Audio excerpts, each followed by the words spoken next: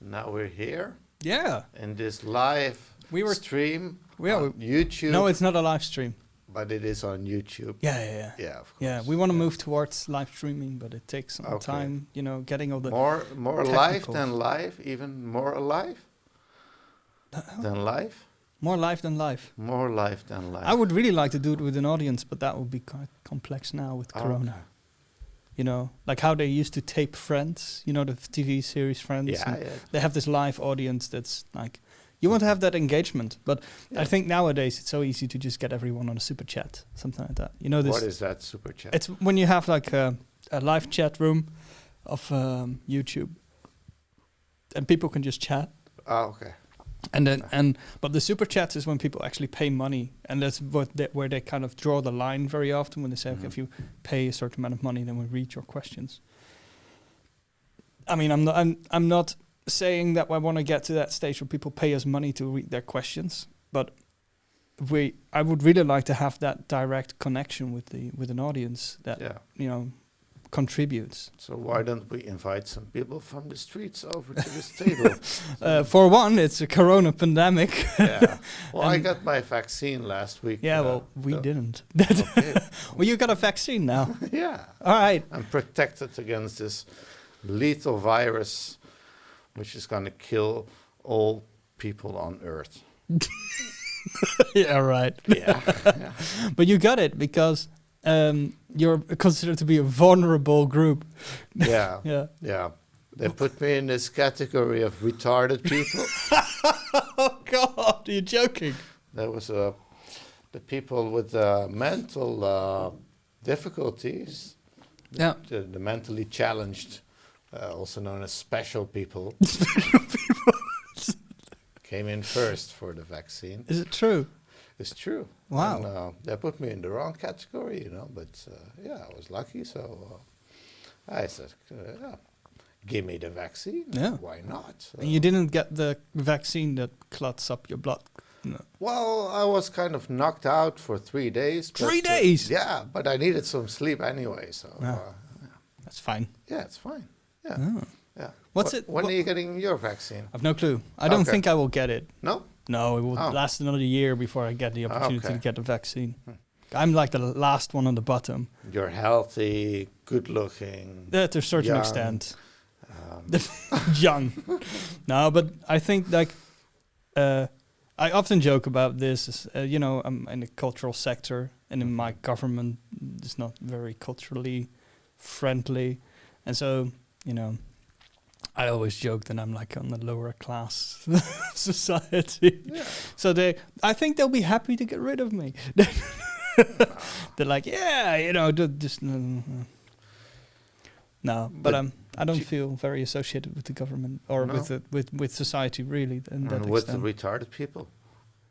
I mean, I have no problem with them.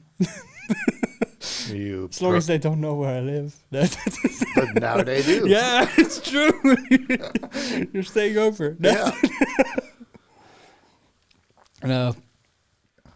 No, but in a certain way, I'm not so sure. Like with the whole situation, like for example, right now with the vaccine that clots up your blood lines. What's this? That was the vaccine. Oh.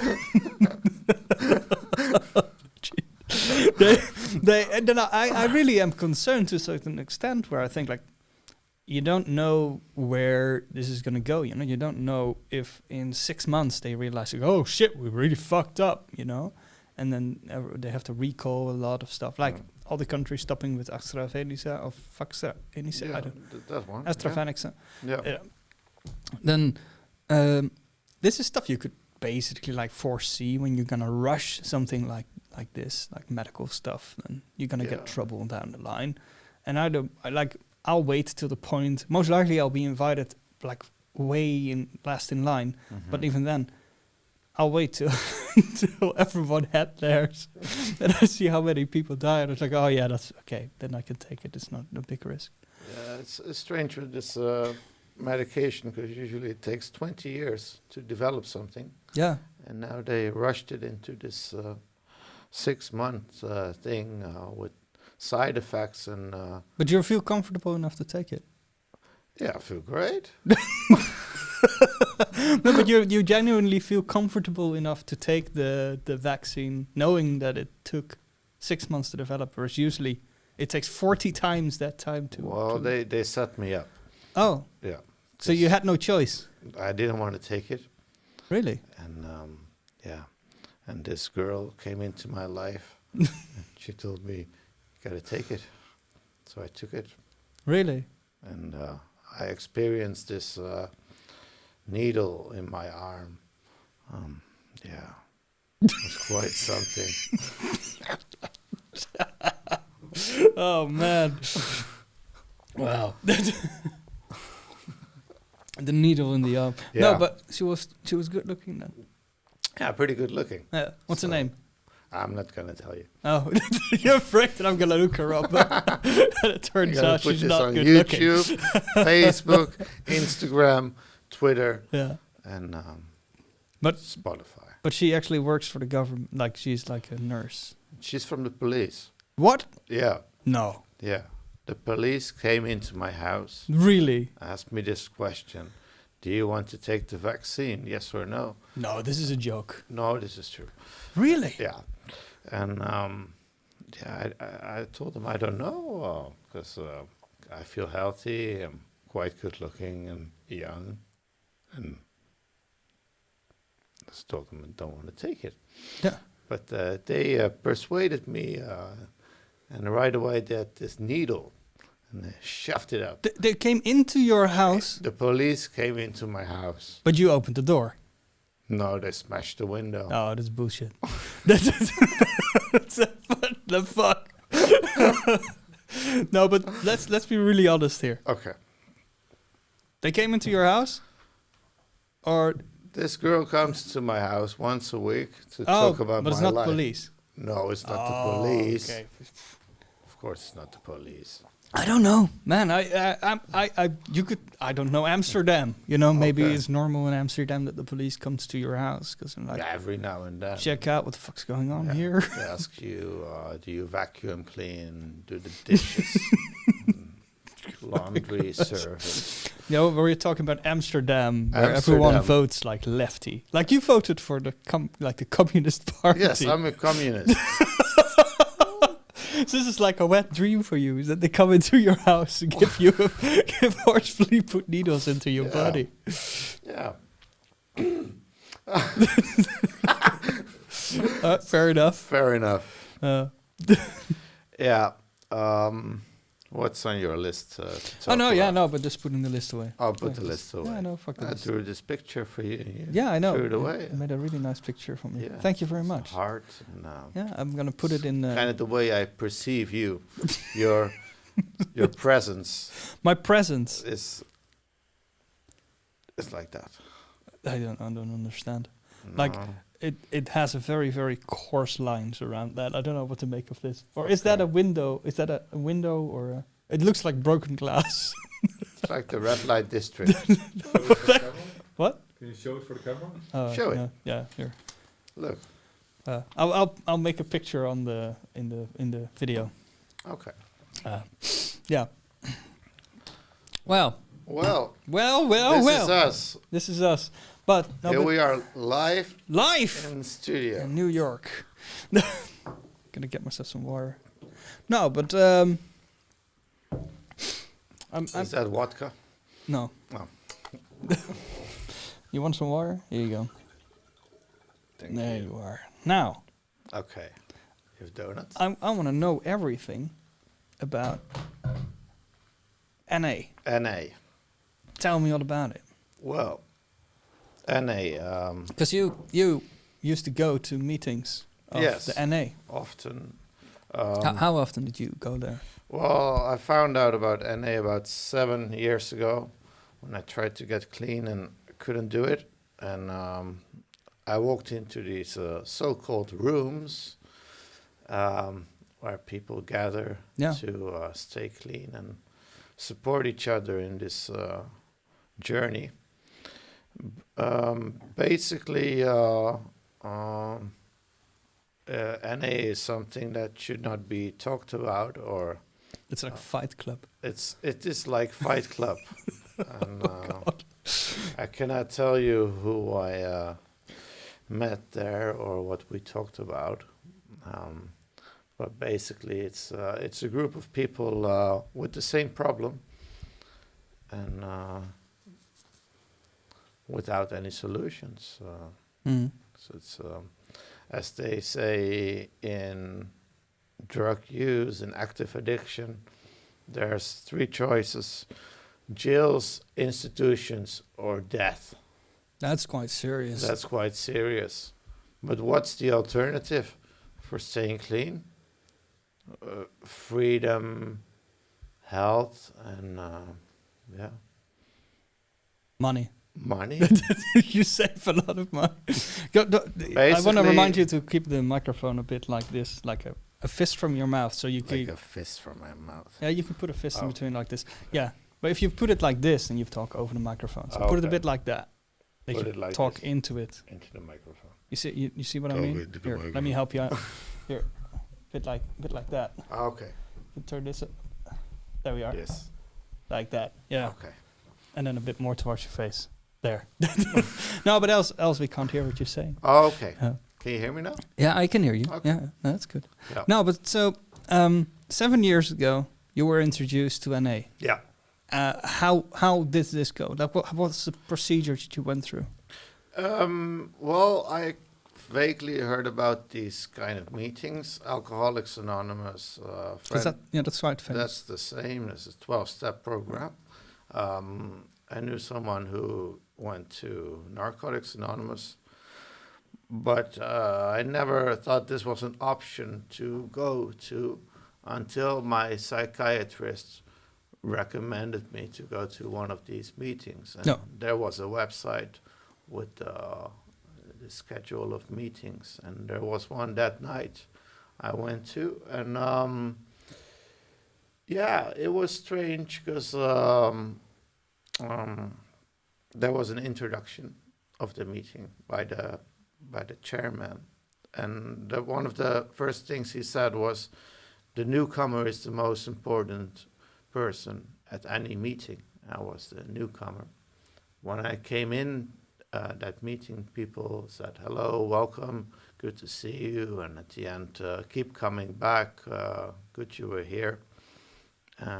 So I kind of felt at home and welcomed and comfortable to go to more of these meetings. And I live in Amsterdam, and there's at least 6 NA meetings a day. Really? A lot. Yeah. This is just Narcotics Anonymous. Wow.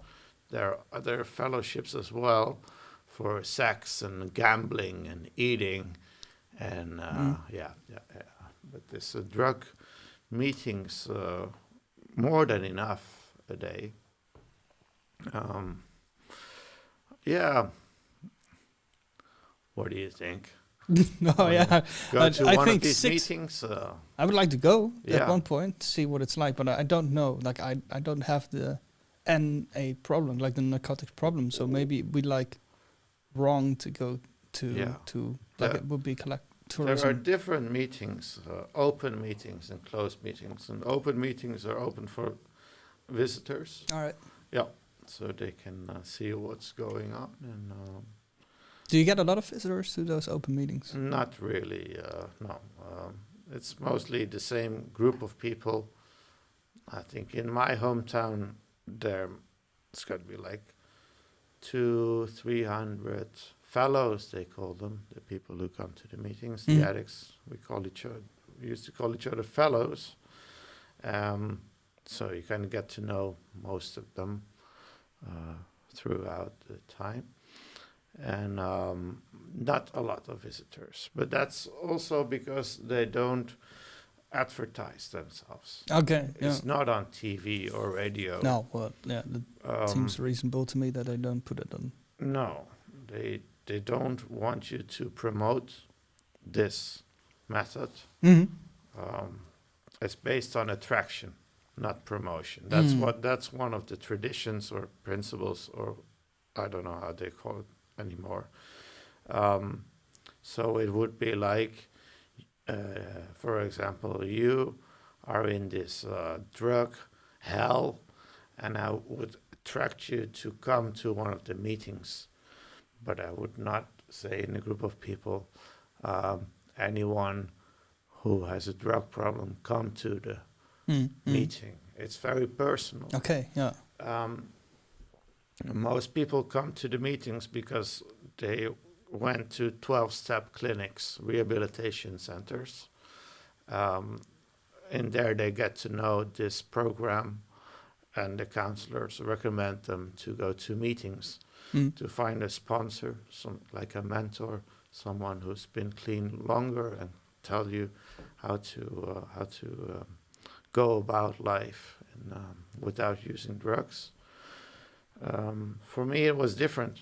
I didn't go to a rehab first. I came into the meetings first, and yeah.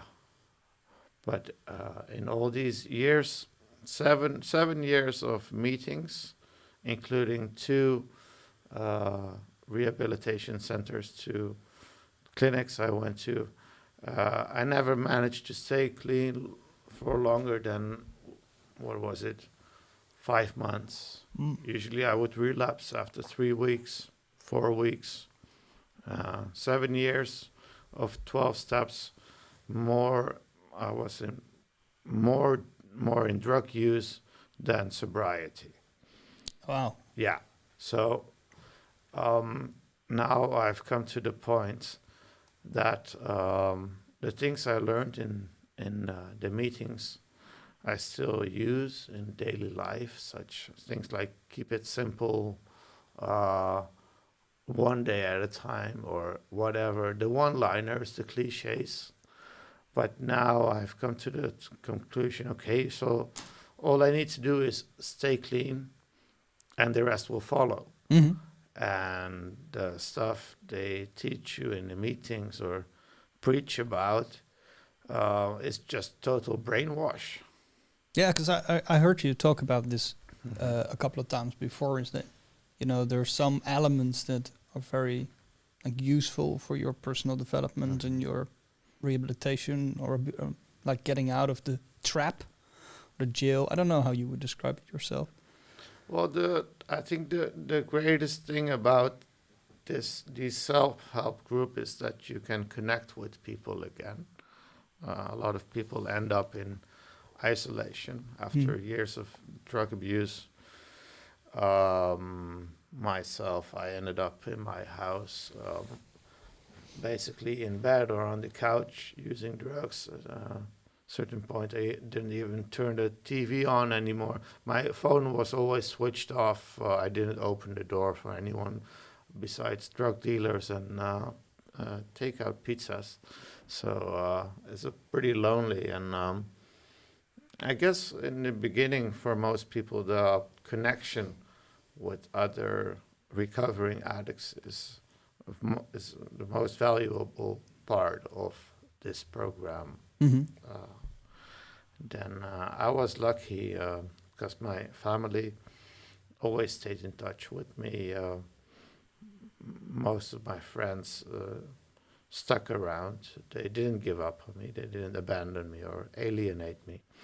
So and I live in this community. I have my own house, but around in this little neighborhood, there's more people like me who have a little bit of trouble with everyday life, and we get together. Yeah. We have this. There's this common space where we eat together and hang out. So I always maintained this kind of network around me.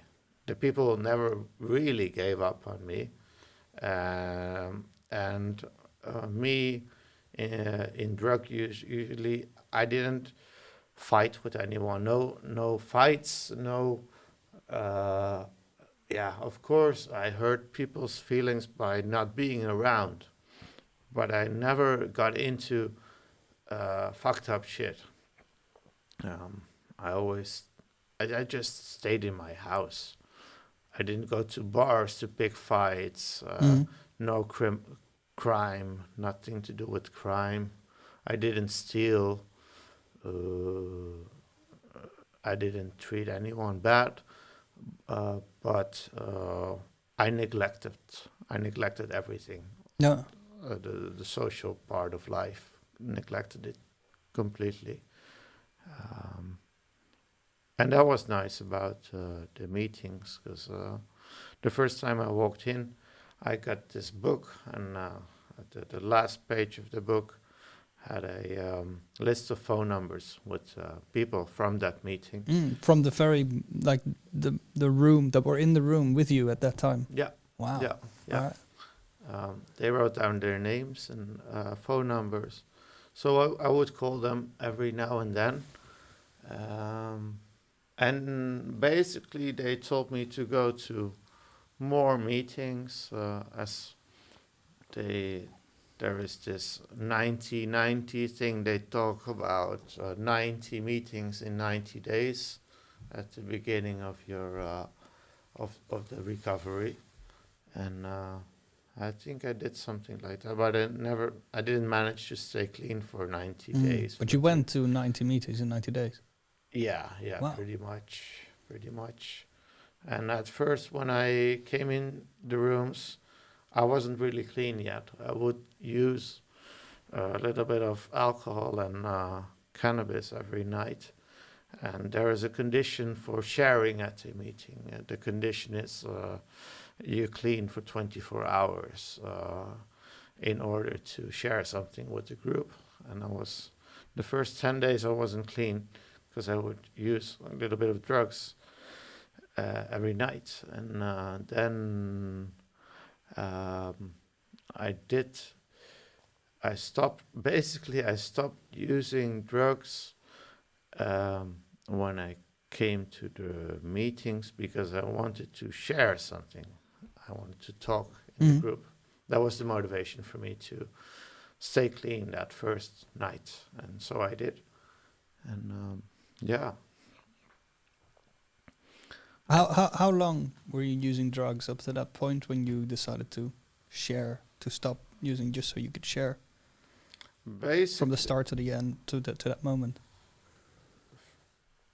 From the moment I first walked into. No, from when did you start up to that point that you decided to stop?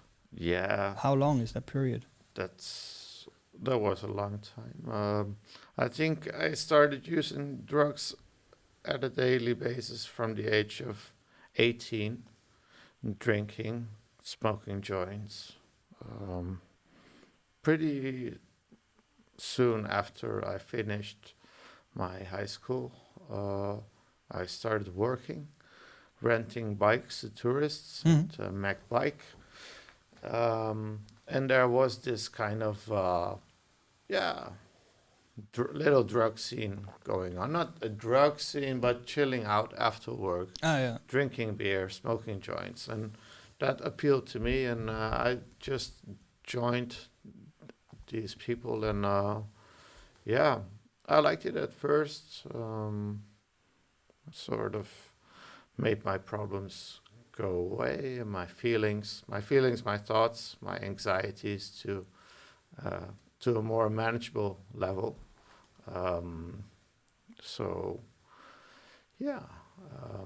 That was at the age of 18, and sometimes I would stop, especially with the cannabis. It was very easy for me back then. Just stop now and would begin after a few months again. But it came to a problem. I think I recognized I had a problem at the age of 22. So 4 years of successful drug use without any real issues. No. But then, kind of few things came together in my life. I got my own place. Friend of mine went on a holiday, and I could use his house for a few months. I started studying and working at the same time. And yeah, using more drugs, losing my daily routines in sleeping and eating, and basically I got more anxious, more paranoid. Um, Well, was it because of the situation that you were in at the time, or was it because of the drug use that you became more anxious? it was because I think I wasn't used to this kind of freedom Mm. in my life. I could get up at whatever time I wanted to, go out or not go out at all, watch movies all day. There was no one telling me to get out of bed or to come to dinner or to go out of the house. So I started smoking joints as soon as I woke up Mm. early in the morning. Wake and bake. Wake and bake, yeah, yeah, That's some heavy shit, man. Wow. pretty heavy. Before breakfast, before coffee, smoking these fat ass joints, um, and that fucked me up pretty quickly. Yeah. Yeah, didn't take long, um, and yeah, I sort of knew something was wrong in my mind, especially after a few trips on LSD. The last hit I took, the days after, I knew, okay, something is wrong in my mind, and it's got to do something with the last LSD pill Mm. I took. But I was aware of that the first few days, first 3 days. After that, I forgot, and I got into a different world. It was I got psychotic. Oh no. Yeah, I got psychotic. Uh, What's that like? that Because yeah, what is that like? In the beginning, it was sort of fun. Um, I was happy. A lot of energy. Visually, things changed in my perception. The colors were beautiful, and sounds were cool, and I felt pretty okay. But the paranoia got worse over time. I got some sort of insomnia, sleeping for 2 3 hours a night, which got worse. Less sleep, which led to more paranoia and more anxiety, also more anger and um, yeah, an unmanageable kind of brain. I didn't understand what was going on in my mind. I knew something was wrong, but I didn't know what, and I blamed it on people around me, the people I love most. But pretty much I lost my sanity, and my parents had to intervene to make my sanity come back Mm. with the use of antipsychotics. Mm. After using antipsychotics for a little while, I could think more clearly again. I could sleep. I could manage my emotions and thoughts.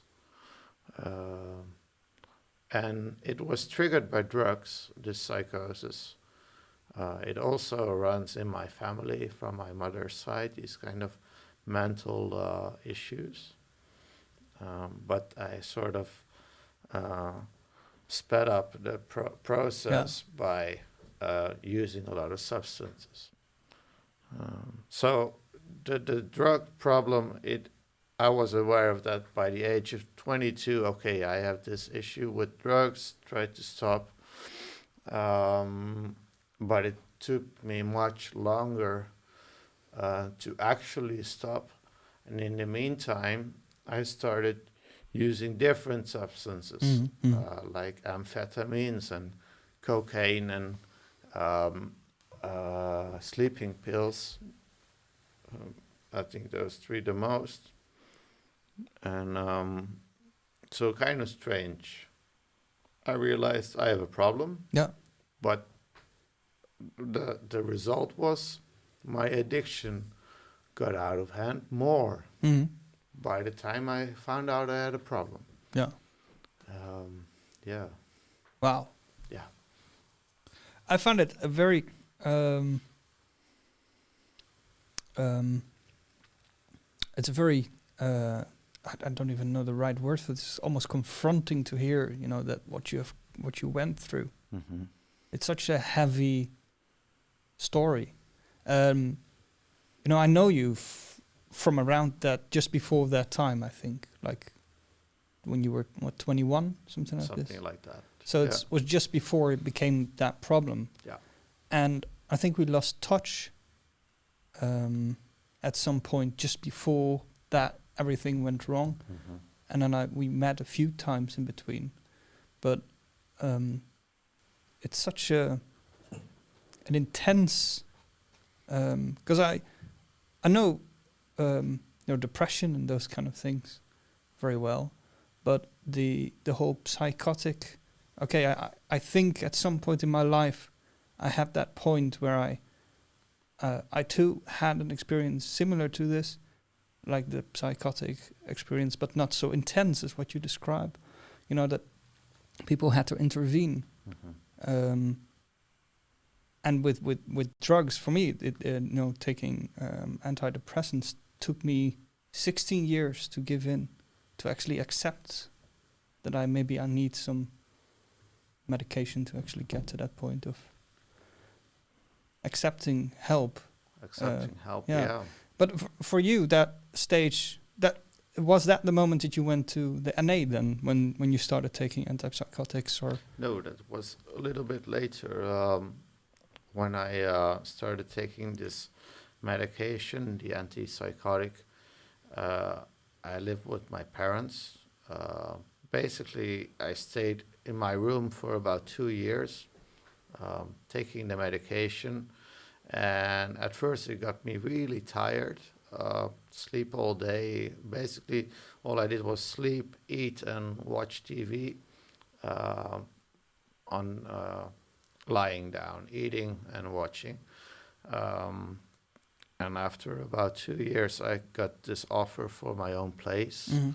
And as soon as I moved in, I wanted to change my lifestyle. I didn't want to go back to an independent lifestyle in my own house, doing whatever I felt like doing. Yeah. So I wanted to change and stop using drugs. That's when I got introduced with Narcotics Anonymous by my psychiatrist, Ah, yeah.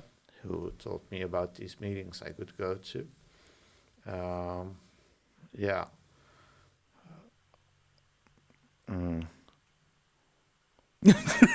No, no, but it's it's a heavy journey, man.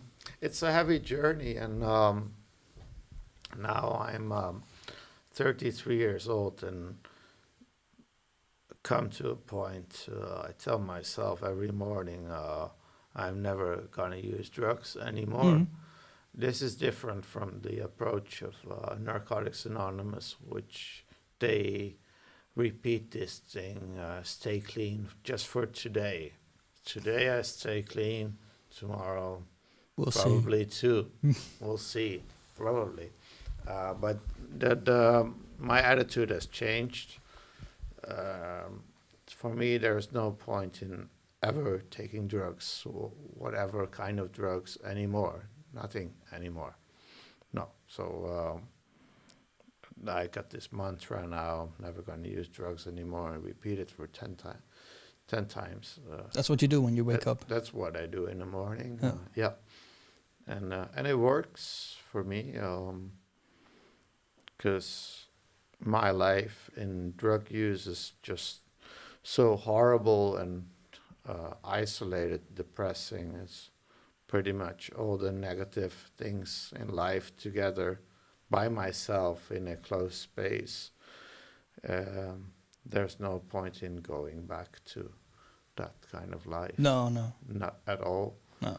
I mean, anything that could happen to me, that could happen to any human being, any person, is still not as bad as experiencing that and relapsing into drug abuse. It's always better clean, Mm. whatever happens. So, but there's moments that it's difficult, right? But That's do you the- have difficult moments now still? Like- That's the funny thing. Now I'm clean for a little bit longer than 3 months, and there are no difficult Really? moments. This is normal to me. Getting clean is easy. No cravings in drug use. Stuff around me outside doesn't trigger me. People under the influence or seeing drug dealers or coffee shops, bars, whatever. So I talked about this with a professional, telling him I find it easy to get clean, no cravings, as I said, but the moment something horrible happens in my life, I get the craving and I start using drugs again. This is a pattern. Easy, something hard happens and I Yeah. relapse. Then we talked about taking some sort of medication for these moments, and this is still a backup I have, but I abused the medication. I took it for fun. That doesn't sound very good. No. Oh, word. Yeah, sorry, I'm laughing about No, it, it but was it just oh my word. it was Valium, Mm. and Yeah, it doesn't sound like a good thing to have in the house. no. No. I managed to not to touch it for less than a week, and then I just took one of them. I had 3 of those pills at home, and so that experiment kind of failed. But it was funny because taking these sort of tranquilizers reminded me of how I didn't want to. I don't want to be sedated. They confronted me with this high or sedation, whatever you want to call it, not being sober, and the next days, I told myself, but I want to experience life clean and sober, without this filter or under the influence of a substance. And maybe for me it was an extra motivation. Okay, I know I want to stay clean. I know I don't even want to use these kind of sleeping pills or sedatives. Totally clean. But you do drink coffee still, I drink coffee. and you smoke I cigarettes. smoke a lot of cigarettes. But because you know, I sometimes have this like these stress periods, and then I smoke a cigarette or like I drink a lot of coffee, and I always feel really bad about that. Like I always want to get rid of coffee and like reduce like that. That's a completely different process that I go through, you know, than what you have to go through or what you went through. So where for you is like the border between what you can and cannot take, or like how you, because you're busy with Zen meditation as well. There, you know, smoking's like really, don't smoke and it's kind of. So, how do you see?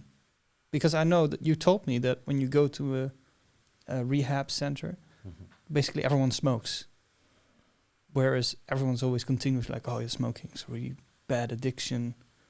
Like, why don't they cut off the smoking as well? They did. The second time I went to a rehab center, smoking was not allowed. All right. Everyone got nicotine patches. No smoking at all. No nicotine replacements, just a patch. And some people took a tablet whatever kind of nicotine substance. For me, the difference between taking these kind of things like coffee or cigarettes or cookies or junk food is the way it alters my mind. Mm-hmm. Taking an illegal substance or alcohol, some kind of drug or alcohol, changes the way of uh, the mind and the mood. It alters it and into a more pleasant way in which you're not really around anymore. You're Yeah. not Okay. present. Yeah. It You're disables your like disab- perception. Right. Yeah, you're somewhere else, cannot think clearly. And yeah, I smoke and I drink coffee, and sometimes I yeah, find myself in a gray area of cross addictions. But for me, the line is drinking. And What's a cross addiction? a cross addiction is something you could get addicted to after stopping your main addiction. Ah. Okay. So some people get cross addictions in sports or sex or food, shopping. Those are common things Mm-hmm. because in Narcotics Anonymous they believe in this addicted brain, a disease in the brain, disease of addiction, which can manifest itself into just about any part of your life. Um, they talk about obsessions. People can get obsessed with anything. That was one of the first questions in the 12-step workbook. The first question was, what does addiction mean to you? And the second, what does the word obsession mean to you? Do you have any obsessions? Pretty much. But yeah, it's pretty black and white. The 12 steps, Narcotics Anonymous. Yeah. Can you tell a bit about how, like, for example, the first meeting you went to, how did it go? Like, what's like the build up of a? Can you talk about that?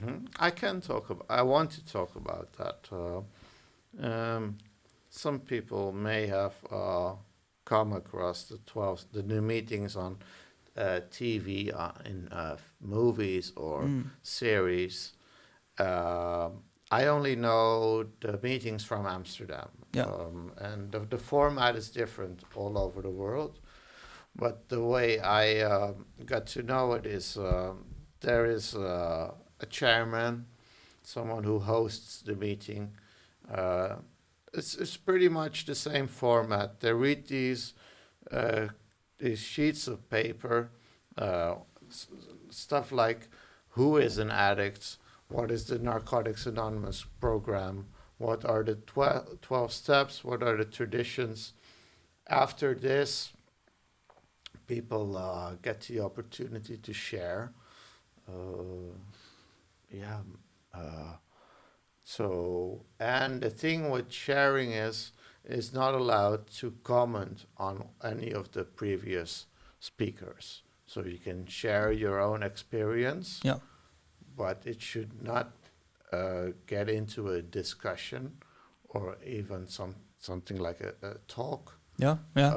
At all. Like At all. there's never talk. No. Only sharing. Only sharing. I tell you my experience of recovery, and then the next one does, but it's not. The stories have nothing to do with each other. It is all. They call it cross sharing. No cross sharing at all. So different experiences, and yeah, they count clean time in the meetings. They talk about one day at a time, and there are chips for celebration clean time, 30-day chips, 60 days, 1 year, 2 years, and they celebrate this at each meeting. asking people how long they are clean for, and handing out these chips. Are you tapping on the floor? Something outside. Something Sorry. outside. Yeah, no. We are right in the middle of a big park, so there's kids outside being noisy. I'm sorry about that. That's okay. That's okay. So no cross sharing. No cross sharing. But that must be really difficult because you're sat there and maybe you have some suggestions or some tips for someone, or maybe you want to like, oh well, yeah, but what you were saying, I really recognize myself. Like, is there ever like you have like these in the movie? You have this moment where everyone goes to the table with the coffee and the donuts. Mm-hmm. There's sharing there, right? Yeah. It happens at the end of the meeting, and people gather up for coffee or dinner after the meeting. But during the meeting, there actually isn't any possibility to talk to each other. But why is that? Do you know that what the reason? The reason I believe to remember is that reacting on someone could trigger something that is not healthy for the group process. But yeah, I never really thought there was. I found that the best conversations I had, the best interaction with people was before and after the meeting. No. And during the meeting itself, it was just a format which, tick the boxes, read this, share that, donations, pretty much the same stuff over and over again. And I attended a lot of meetings, and a lot of shares are similar and come down to the same thing. And some people copy stuff from the literature of Narcotics Anonymous. This is not. I came to a point where I needed a more personal approach, and not the same stuff I'd heard for all these years. It was a lot of the same. But you have a buddy system, or like a fellow system. I don't know exactly how you call this. Where you have like, are you matched with another person from the group, right? Yeah, pretty much everyone from the meetings, they're all fellows, so you're in the same position. And then there's a thing called sponsorship. That's all. Sponsors, yeah. A sponsor is someone who is clean longer than the sponsee, so sponsee, and who helps you to write the steps, the 12 steps of the program. The sponsor has a sponsor, so this is a whole family that goes all the way back to the founder of the 12-step program, sometime in the 1930s in America. I don't know enough about. No, but of course, this is like the thing is you told me that it would be really difficult to get someone to join us who is actually, representative of this 12-step program, because it's quite secretive. Yeah, it is. For me, I don't do this 12-step program anymore. No. And each time you attend a meeting, you're told not to talk about what happens there, or who you met, or what the program is about. Mm-hmm. It's very secretive. I used to do the same, but now, if you want to follow these kind of traditions, it's pretty much impossible to talk about it with someone who still does this program. Yeah. It is. I couldn't think of anyone. No, because they want to keep it inside. the rooms. Yeah. What happens there 'Cause stays there. You told me before that one of the steps, which is the acceptance of a higher power, can make it quite culty. Like I don't know what the 12 steps are, so I have no clue. Like I know there's 12 steps, and I know that one of them is like accept that you have a problem. Yeah. And then something like accept that there's like that you can do something about it. Or that's it. I Yeah. have no clue. That's pretty much the first 3 steps. The first step is acknowledging there is a problem. Yeah.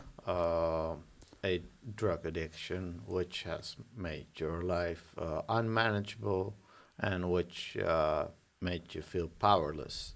That's pretty much the first step. And the next 2 steps are about accepting help from a higher power and finding some sort of higher power. Yeah. And there are 12 steps. Can you name them? Like what's like? Because I have no clue what goes after step 4. Like, Well, naming all of these 12 steps is pretty is not so interesting to me. What I kind of remember and what I didn't like so much anymore was this higher power thing. Yeah. Which comes back. Anything you hear about the fellows or you read about or the people share about higher power, this and that. I never had this kind of higher power. Still, I don't have this.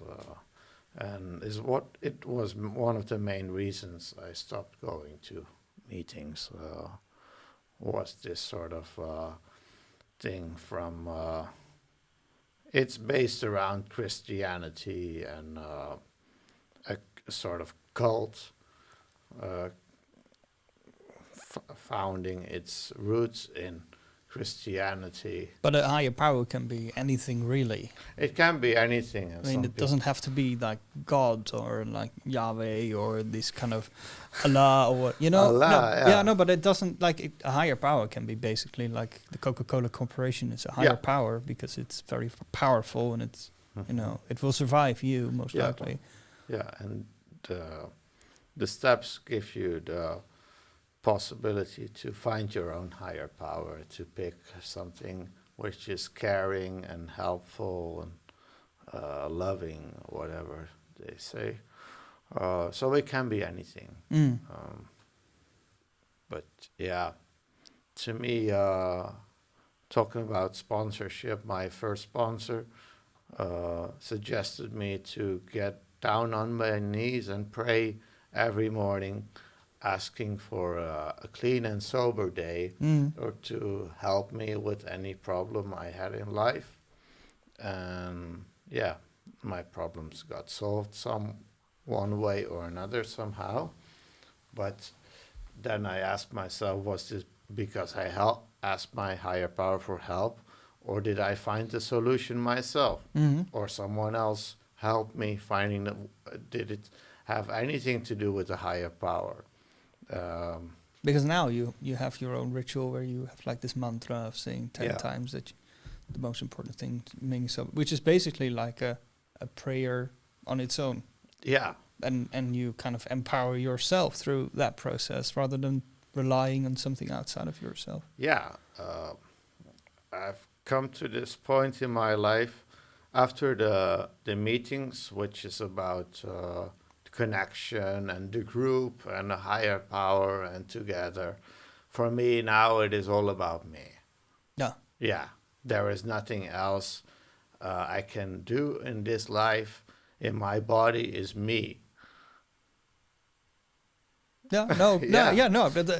But I think it's a very healthy, because you said that there's a need for social interaction. That's why you went to the meetings and they helped you, give a reason you wanted to share, and it gives you this reason to engage with sobriety. But then, from my perspective, the ultimate goal is to no longer need the program or be reliant on this process. And what you told me, is that there are so many people who, they need this connection. They remain in this like reliance on something outside of themselves. Like there's very often this discourse, and I don't want to get too much into that because I don't think it's the right discussion for that. But there's this like that religion is a hell of a drug, whereas if you rely on something outside of yourself to give you happiness and stability and some reason to live, to me that if you can do it without that, is even more powerful. Like if you can survive the world, on your own merits, and you give yourself the power to start every day and remain clean, and I think it's a very like achievement to aim for. Yeah.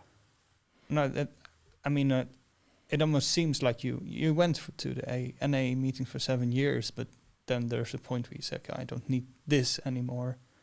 Well, yeah, for me, the 12 steps are about self-development, and the people who stay in the meetings and come like addicted to the 12 steps start believing they hold on to these problems, to these. In step 4, they call it character defects, or making amends to people. Mm-hmm. I told myself, I don't have these problems anymore. It's over now. Yeah. I stopped using drugs. Now there are possibilities in life. Positive things can happen. Bye-bye problems. Start new life. Yeah. And I don't want to be reminded of all the stuff I did when I was using drugs, or there are other things in life than focusing on your, as they say, your recovery. They have this mantra: recovery first, recovery first. Yeah, but there's got to be something besides recovery. Mm-hmm. Yeah, because what do you want to achieve in life? what do you want to achieve in life? What do you want to achieve in life? I have a very, very long 100-year plan. Right? For me, the thing I want to achieve in life, for something that's got to do with being happy with yourself and finding and having people around you who make you feel good. Yeah. It's basically about happiness and acceptance of whatever comes up. Yeah. Yeah. That matches the whole the Zen Buddhism Yeah. thing as well. Yeah. Is that something that is that perspective something you gained from that Zen Buddhism, or is it something that led you to the Zen Buddhism? Well, I got introduced with this Zen meditations by a friend of mine. We used to meditate together years ago, and asked me to join the small Zen group we are in. And they talk about Zen is something I cannot explain, but pretty much it comes down to it's all okay. Whatever you think, it is okay. There is not a problem. It's all fine. And using this approach in everyday life makes life easier, a lot easier. Not punishing yourself or, focusing on negative stuff. It is, I'm glad I found out about Zen and the meditations and the lifestyle, and try to practice this in everyday life. Yeah, because you're. What I'm curious about is you're quite a creative individual. Like we know each other from music scene in Amsterdam, and you're still playing guitar. Yeah. You're like fiddling with pedals and these kind of things. You have a very high standard for the sound that you're making. And because I'm curious, like, are you planning to go back and do stuff with music then? Or is this something that you think like maybe in the future or is it not at all a thing that you're curious about? Now, for the quite recently, I want to do a lot with my life, but I don't do anything to make it happen. I want to have a job in music or something else, at least make music in a band, play guitar, be successful in relationships or independence, mental health. But I have this passive way of approaching life, waiting for stuff to happen. No. Which is something I want to change by hanging out with people who are more motivated about life and actual make decisions. Because I ended up hanging out with a group of people from with mental issues who kind of fuck up life big time. Or watching TV all day, or a passive lifestyle, and sort of hospitalized. That's the kind of person I became too after years of being unemployed, okay with the little bit of money I got from the government. I thought it was okay like this. No need to work, no need to get up, no need to do anything in life. Get a little bit of money, do whatever the fuck you want. I mean, okay. Apparently, there's a lot of people who just don't mind. They're fine with it. Yeah. But there's a conscious decision to get to move out of that state of mind. Yeah. Like to really. So it's not that passive that you say, like, I'm just waiting for stuff to happen for me. You know, you are engaging with the world around you to get to that point where you become more proactive or productive. Yeah. But it's a different approach that, and maybe a bit more slow approach. It's slower, yeah. And but positive stuff is happening in my life, especially the people I gathered and the people I interact with is inspiring and motivating and positive and helping. And yeah,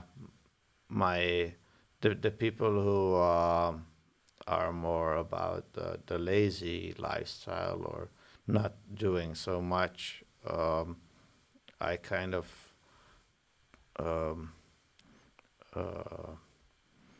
ignore. But you live in this environment Yeah. where a lot of people, you know, they have a similar background. That's what I mean. There is about 35 people with the same kind of history as mine, with psychosis, and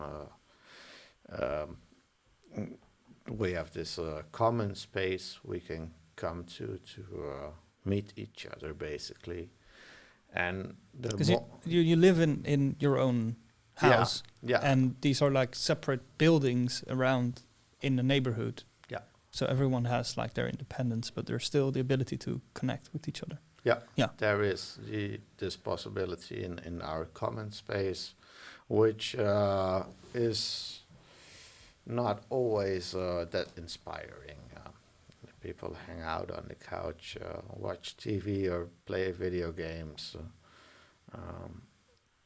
either on drugs or clean. A lot of them drink and smoke joints. So it's not necessary to remain clean or to actually get housing. No. That I mean, I sound disappointed in a way, but you almost wish like there was a bit more necessity to work towards what we've been describing or what you've been talking about up to now is this like this attempt of this journey that you went through, or this, to get to that point. But it's, of course, now maybe it's No, fine like this. well, it's not fine.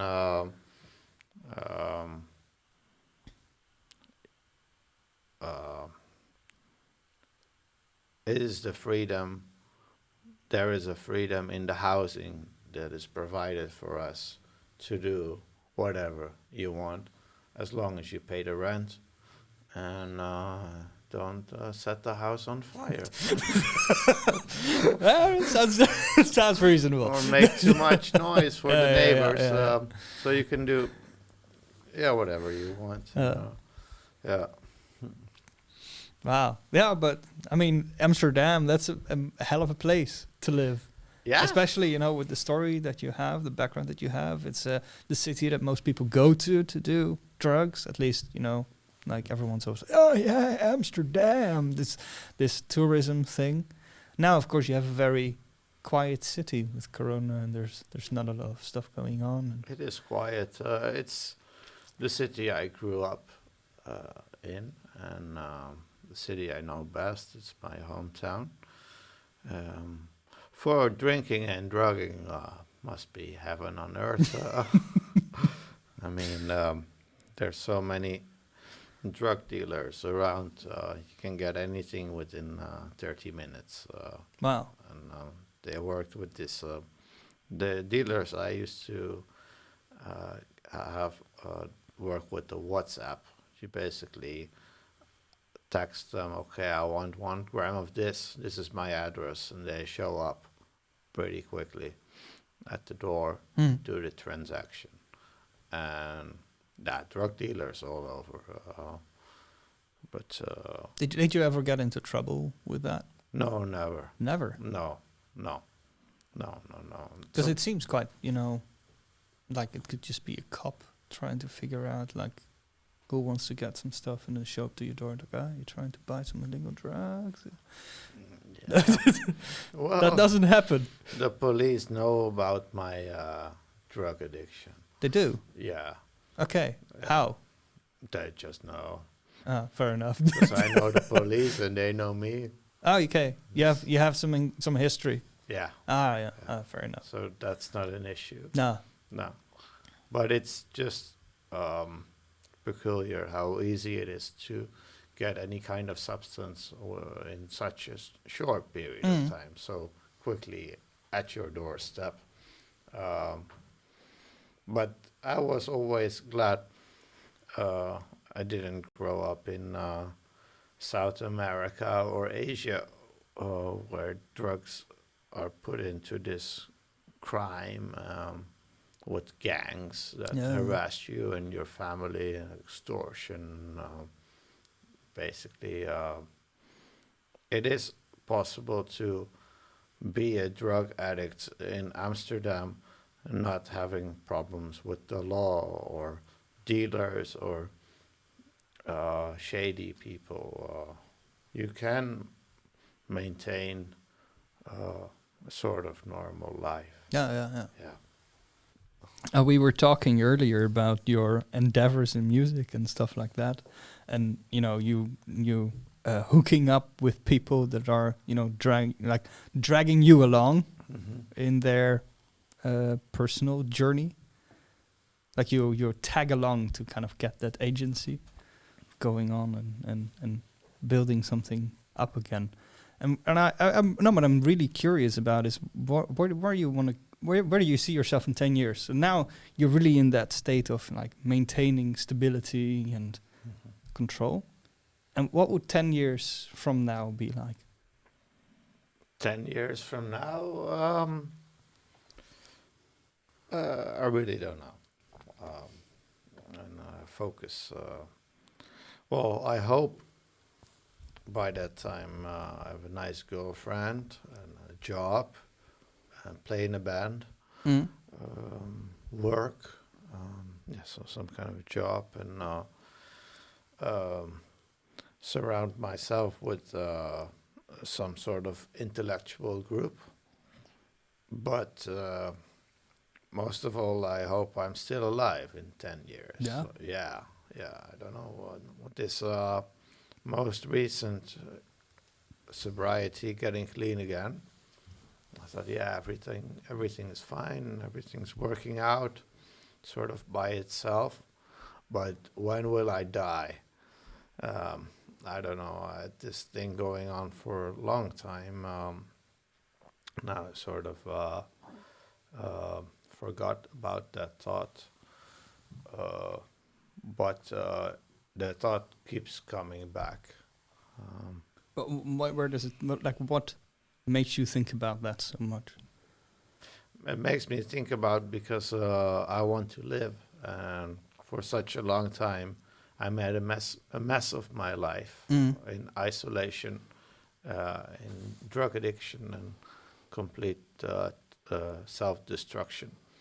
Now I've come to a point in my life that I really want to make it work and do positive stuff, make something out of it. And I'm just afraid it will end suddenly, all of a sudden, without knowing. Shit's gonna hit the fan. This is a new thought for me. Maybe it is because I am finally at the age of 33 happy with myself and my life, and when is it gonna end? Well, hopefully a very, very long time from now. Hopefully, Yeah. yes, I hope so. No, but I mean, Yeah. there's, you know, you never know, of course, but Mhm. you can do anything to make it last. And Yeah. you exercise a lot, you meditate, like we were talking about meditation earlier, and you know how that influences the way of how you deal with day-to-day life. It makes And it's- things more copable and Yeah. easier. And now I'm just really happy with the people in my life, friends, people around me, also some professionals I see. Basically, yeah, the loving people in my network. Yeah, you're very lucky. And I don't know if it's Yeah. like lucky, but you're very fortunate to have the people still around, because there's so many people who lose everything. They lose everything, and yeah, sometimes I think about this, and I'm not sure if it's true, but I think people who've known me for quite some years, they saw me as this person not being able to deal with life and emotions and feelings, and sort of numbing that desperation with substances, just out of total unmanageability to deal with it with a clean mind. And the people, most of them didn't give up on me and always supported me on whatever I was doing in periods of clean time. I'm very grateful, and yeah, I remind myself often it's very pleasant to have this network of people still around me, and I can make a phone call or send a text message, and people reply, they want to meet up. Yeah. Yeah, I think it's a blessing. And I never wanted to do anyone any harm in all of my depressions and whatever psychosis or periods of drug abuse.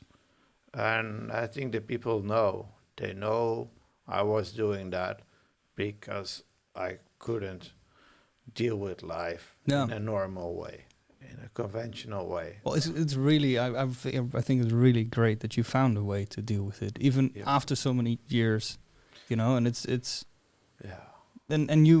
and I think that you manage expectations very well, because you don't go and dive into these, you know, maniacal great ideas. You know, I'm gonna do this. You border it off very well, because it's what you were talking about earlier. Is that the main focus is to maintain that stability. And you know, I know from my periods that I was very depressed, that I always wanted to go and build afterwards. I really want to go build big stuff again. And I find it difficult to go slow, and that, you know, I admire that from you. One of the things I admire greatly is the way of how you find it. So you're so open about this process and about what you've gone through. Like a lot of people, I can imagine, would feel it like difficult to open up about what happened to them. I think that's got something to do with the way my parents and sister always supported me in whatever point in my life, and everything was always discussable. And yeah. Do you have the feeling that it helped you? Yeah.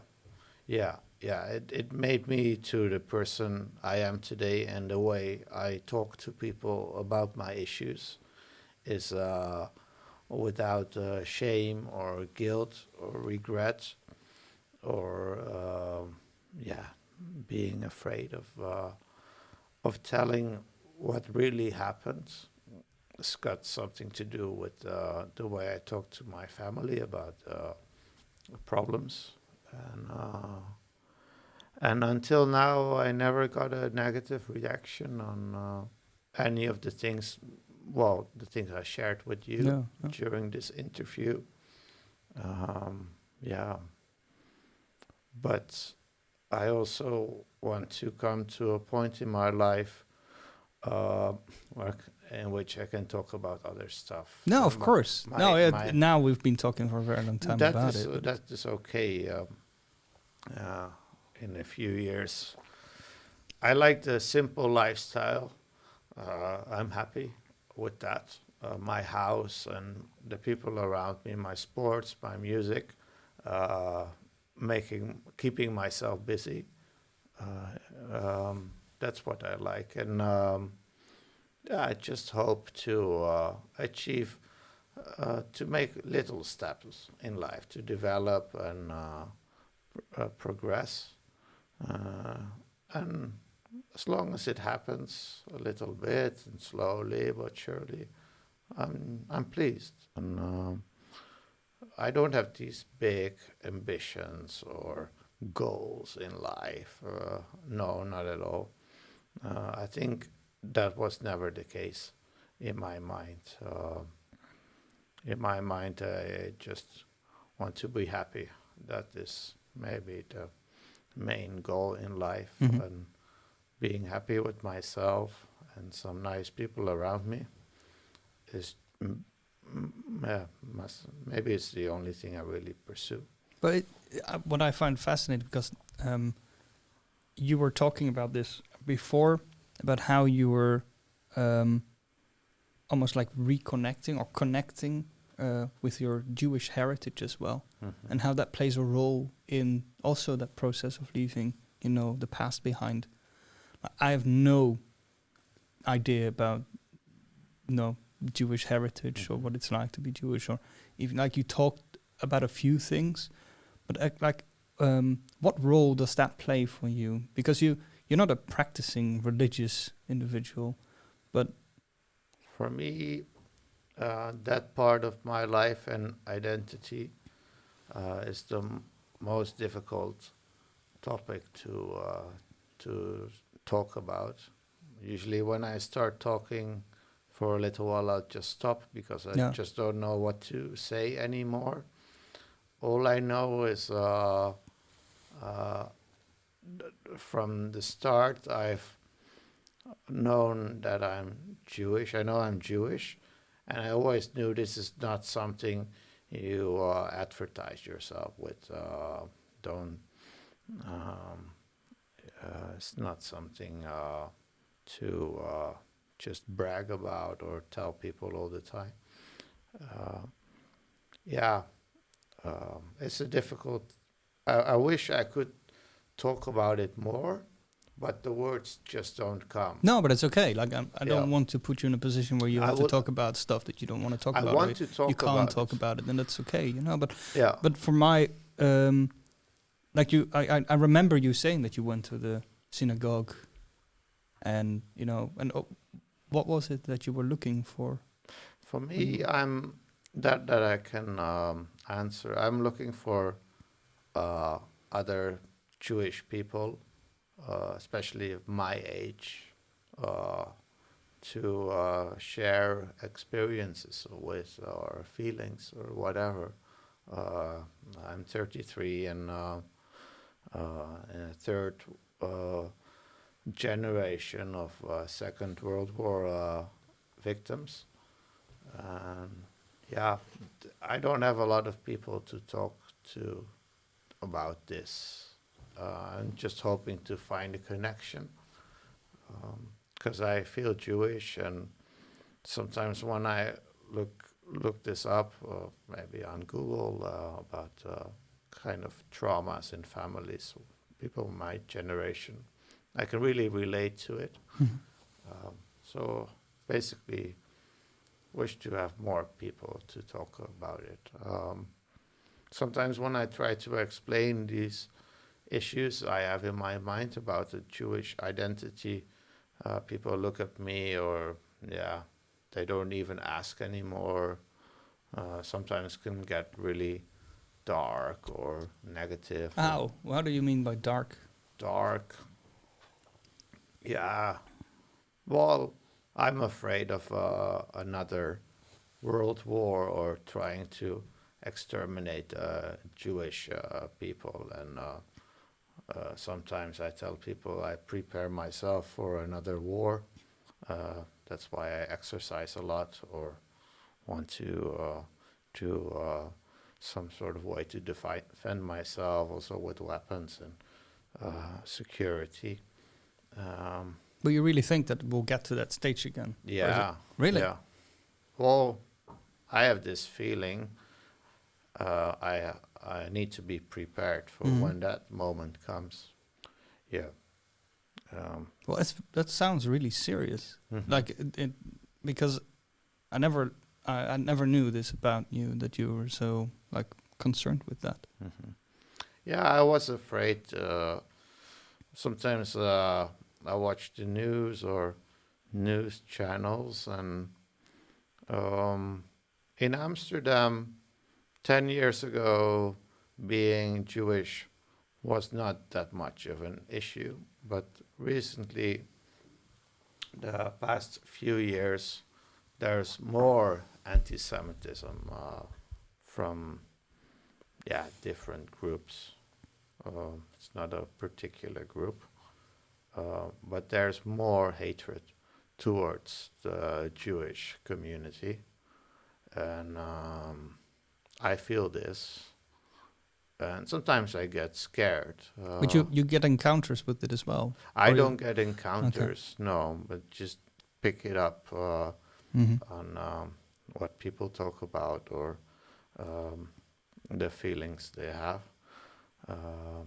That there is hate towards this community. And where do you think that it comes from? Because you said that it increased. Like I Yeah. remember being in Amsterdam 10 years ago, and like I'm not Jewish, but I've never really sensed something like that being around as much.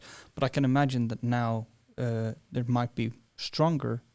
But where does it come from? Like what's the source of this development? I don't know. I don't know a lot about Jewish history or the anti-Semitism throughout the years, but it's always been around. I don't know if I'm right, but I think from the beginning of this group of people, they were hated and tried to exterminate or move away from countries or move them around. So it's always, as far as I know, and then again, I don't know if I'm right, but I get this feeling that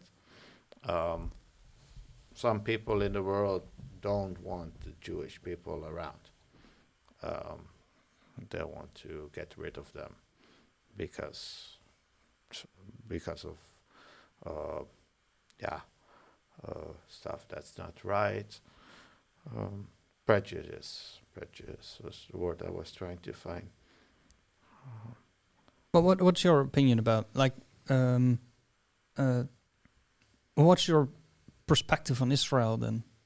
Because there's like a large conglomerate of Jews that live in Israel that like kind of almost make like an isolated reality for themselves in the country there. Israel, I'm very neutral about. I just think there's got to come a solution for both parties that live there, the Palestinians and the Israelis, to, find a way to, I don't know, divide this land or to live together. I think it's going to be impossible. But there are a lot of nations and people around the world that don't have a set location, and then divide these continents with straight borders, and it doesn't work. Yeah, but I mean, like, would it be a place that you'd be interested to go? Like, have you ever been there? Once. Once. Yeah. Well, I know. Sometimes it's funny. I tell myself, okay, I'll go to Israel until I found a Jewish wife. Yeah. Sometimes I tell this to myself or to my friends. So that's what I say, go there to find a girlfriend or a wife. But also, in the back of my mind, go to Israel when the real war starts. Right-wing, racist, fascist war. I believe there's gonna come something within the next 10, 15 years. That's really soon. It's soon, yeah. I believe the whole world's gonna collapse in a way that's gonna affect everyone. There's just too many tensions around. Yeah, that's true. Something's got to happen, and and I think I'll be in Israel. I hope I'll be there before shit hits the fan. in here in this country. Yeah. But how do you look at Corona then? Because that is a quite of a global situation, you know, like it. We're not living in a very stable environment now with the lockdowns and the insecurities, and like, wouldn't this be the time to say, okay, well, just to be sure, I'm gonna make my move? Or like, I know I'm trying to figure out where's like the boundary. When you decide, okay, well, now I have to leave, or like, you know, it's. Well, I don't have a plan yet. It's just something I tell myself based on my fears. Yeah, it's more like a reinsurance. Yeah. Yeah. Okay. Yeah. And this Corona thing, I think is good for mankind and the world. The inhabitants of the world are reminded of the fact that they cause problems to the nature and environment, and people have to die. To fix it. Old people and fat people. Yeah. That sounds very harsh. Yeah, but this is the way of the nature saying stop. Yeah. Stop getting so old and sick, and not being beneficial to anything, and over-consuming and fucking up this entire planet. And I don't care about the planet, actually. I hope everyone will be burned. This is some very extreme stuff. This planet can carry on without us. Yeah. Yeah. This is mankind. You know how old this planet is, or the Earth is about billions, right? 6.4. That is what I was looking for, 6.4. And mankind has been around for so long. Well, 33,000 years. 33. Okay. Yeah. This will end mankind. The Earth will continue. Yeah, to of course. exist. Yeah. So. You think it will be us doing it? Doing what? Ending humanity? Will it be humanity ending humanity? No, I don't know. It's interesting. maybe there's going to be a volcano eruption or massive tsunamis which will kill everyone, or it could be a nuclear war. Yeah. I mean, if we're going to the moon and to Mars, then we'll make sure that the species humanity will survive to a certain extent. That's the plan, right? To have like different locations in the universe that we can spread to, so when Earth fucks it up, we can at least continue being. Is that the plan? Apparently that's the only solution to. It is the only solution now to ensure humanity's survival. Yeah, the Earth will say stop at a certain moment to mankind. This is enough. You need to go. Yeah. And, in a way, I understand that what you say is there's a lot of hate and a lot of problems that we have among each other, but in a way I've always had this idea that we will continue developing to a point that we can coexist balanced enough that we can start spreading outside of the Earth. I don't believe that we'll get like this one universal government globally, and we'll always have like issues, but because we are humans, we'll always have issues. But I don't believe that we'll get to that point where we go into a third world war like situation anytime soon. But it's an intense idea to almost like cognitively prepare for it. Mm-hmm. That you know that it can happen at any moment, and that you have like a vague idea of what you like. There's not a specific plan, but you have an idea of where you would want to be. Like I would, yeah. Okay, I always had the idea that I want to be able to go to Norway the moment that the Earth really like falls apart. Maybe that's why I have a boat. I don't know, but because if you want to get there and they lock down the borders and you can't get there by car, you become so dependent on roads and stuff. The boat enables you to go wherever. Maybe it's a plan, but it's not a real like. It's not a plan based on my heritage or something. It'd be an interesting question to ask people. Yeah. What are you gonna do? Because now with Corona, you would expect like everyone who had a plan that they activated the plan. And I always thought like, I'll be ready when it happens. And then when Corona came, I was not ready at all. Yeah, no one was ready at all. Like even the preppers, they were like ready for like the zombie apocalypse to come, and it didn't come. I found it a bit disappointing actually. Like I was hoping for riots and like people trying to break into other people's houses to take the food. Okay, maybe it's a bit like a weird hope to have, but like now I would rather have something as extreme as that than to have the passive, like having to wait that we have now, Maybe for a crisis, it's too civilized, the way people Yeah, things are way too normal still. Too normal, yeah. Like, it'd be nice to have something you can actually put your energy in and fight against, because now you've been told to wait. You can't, no, not yet. And you have no agency. There's nothing you can do to fight against the restrictions, because the restrictions are man-made. The coronavirus is, there's this natural boundary that says, if you do this, get sick, might die, That's a fair balance, because okay, well, then I don't go and meet other people. But then the government goes out and give you other new rules, and they change so continuously. So yeah, they kind of keep a record of all the changes, and so now the people turn themselves to the government.